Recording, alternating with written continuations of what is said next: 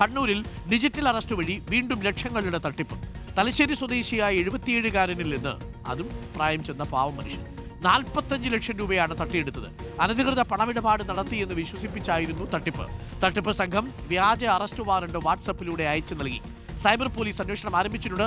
അഭിജിത്ത് മുഴക്കുന്ന എത്ര പറഞ്ഞാലും നമുക്ക് ഇവരൊന്നും ഇത് കേൾക്കുന്നില്ലല്ലോ എന്നുള്ളതിലാണ് നമ്മുടെ സങ്കടം. 45 ലക്ഷം രൂപയാണ് ഈ 77 വയസ്സുകാരന് പോയത്. അദ്ദേഹത്തിന്റെ ജീവിതത്തിലെ നല്ല സമ്പാദ്യം മുഴുവൻ അവന്മാർ അടിച്ചുകൊണ്ട് പോയി. ഡിജിറ്റൽ അറസ്റ്റ് ഇല്ല എന്ന് നമ്മൾ എത്ര തവണ പറഞ്ഞാലും ആളുകൾക്ക് മനസ്സിലാവില്ല.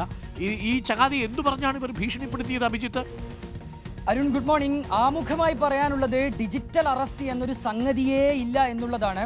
നമ്മുടെ നീതിന്യായ സംവിധാനമൊക്കെ അനുസരിച്ച് വീഡിയോ കോൾ വഴിയോ ഫോൺ കോൾ വഴിയോ ഒരാളെ അറസ്റ്റ് ചെയ്യാൻ കഴിയുകയില്ല.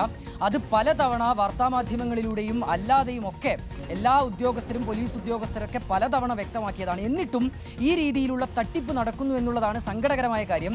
ഇവിടെ തട്ടിപ്പിനിരയായത് ഒരു 77-കാരനാണ് അരുൺകുമാർ. അദ്ദേഹം തലശ്ശേരി സ്വദേശിയാണ്. ദിവസങ്ങൾക്ക് മുൻപ് ഈ 77-കാരൻ്റെ മൊബൈലിലേക്ക് ഒരു ഫോൺ കോൾ വരികയാണ്. നിങ്ങളുടെ മൊബൈൽ നമ്പർ ഉപയോഗിച്ച് ഒരു അക്കൗണ്ട് മുംബൈയിൽ ഓപ്പൺ ചെയ്തിട്ടുണ്ട്. ഈ അക്കൗണ്ട് വഴി നിരവധി ഇല്ലീഗൽ ട്രാൻസാക്ഷൻ, അനധികൃതമായ പണമിടപാടുകൾ നടന്നിട്ടുണ്ട്. അതുകൊണ്ട് നിങ്ങളെ ഇതാ ഡിജിറ്റൽ അറസ്റ്റ് ചെയ്യാൻ പോകുന്നു എന്നുള്ളതാണ് ഈ 77-കാരനോട് ഫോൺ വിളിച്ചയാൾ പറഞ്ഞത്.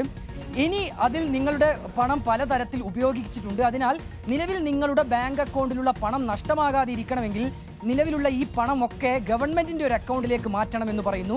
അങ്ങനെ ഈ തട്ടിപ്പ് സംഘം ഒരു അക്കൗണ്ട് നമ്പർ നൽകുന്നു. അതിലേക്ക് ഇദ്ദേഹത്തിൻ്റെ പണമൊക്കെ ട്രാൻസ്ഫർ ചെയ്യുകയാണ്.